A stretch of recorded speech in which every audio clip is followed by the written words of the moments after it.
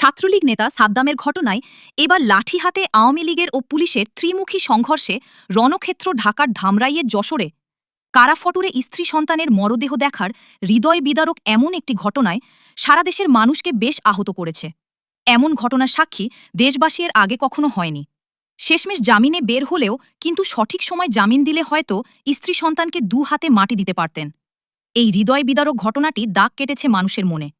তাই সেটির প্রতিবাদে ঢাকার ধামরাইয়ে মিছিল নিয়ে বের হলে আওয়ামী লীগের নেতাকর্মীদের সাথে পুলিশের চলে ত্রিমুখী সংঘর্ষ।